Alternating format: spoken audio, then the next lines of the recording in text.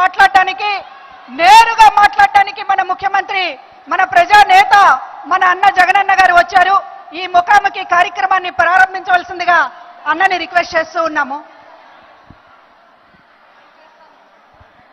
జింకా విజయలక్ష్మి గారు ఈ సభను నిర్వహిస్తారు.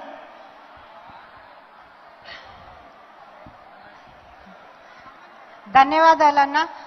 First of all Jaganmohan Reddy అన్నకి నేను పాద నమస్కారం చేసుకుంటున్నాను. ఎందుకంటే ఒక చేనేత బిడ్డను, ఒక సాధారణమైన కుటుంబము, మధ్య తరగతి కంటే దిగువన ఉన్నటువంటి కుటుంబం నుండి వచ్చినటువంటి ఒక సోదరిని ఈరోజు తన ప్రభుత్వంలో ఒక పద్మశాలి కార్పొరేషన్ చైర్మన్ గా ఇవ్వడమే కాకుండా ఈరోజు చేనేత విభాగం సంబంధించి ఈ మీటింగ్ కి నన్ను నిర్వహించమని చెప్పినందుకు అన్నకి ప్రత్యేకంగా ధన్యవాదాలు తెలియజేసుకుంటా ఉన్నాను.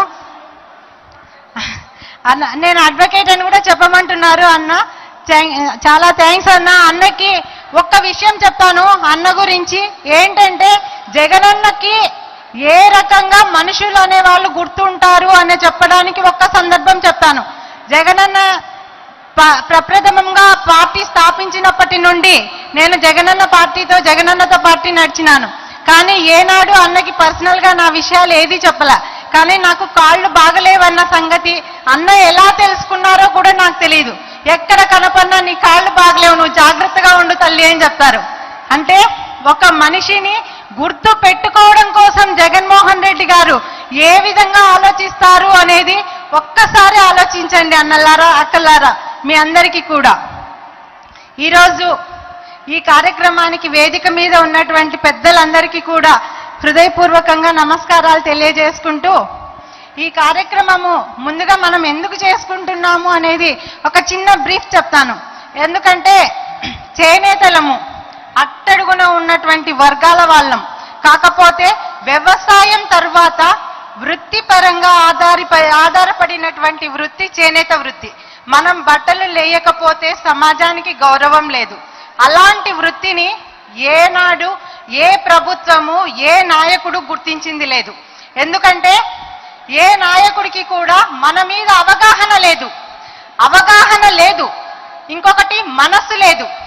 కానీ ఒక్క రాజశేఖర్ రెడ్డి గారు, జగన్మోహన్ రెడ్డి గారి తండ్రి గారు మనకి, మన కుటుంబాలకి, మన చేనేతలకి సంబంధించి మన వాళ్ళు మొగ్గం నేసేటప్పుడు కంటి రెటీనా దెబ్బతింటది, మోకాళ్ళలో ఉండే గుజ్జు అరిగిపోతాది అని చెప్పి ఆ మహానుభావుడు దివంగత నేత రాజశేఖర్ రెడ్డి గారు ఎక్కడున్నారో కానీ మన వాళ్ళందరికీ 50 సంవత్సరాలకే పెన్షన్ ఏర్పాటు చేసే కార్యక్రమాన్ని తీసుకొని వచ్చినారు.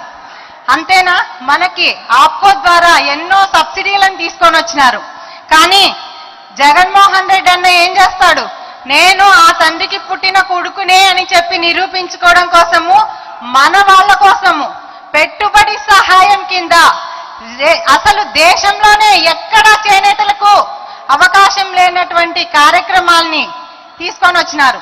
ఒక్కొక్క చేనేతకి పెట్టుబడి సహాయం కింద నెలకు 2,000 రూపాయలు, 24,000 రూపాయలను సంవత్సరానికి మన అకౌంట్లలోనే జమ చేసినారు.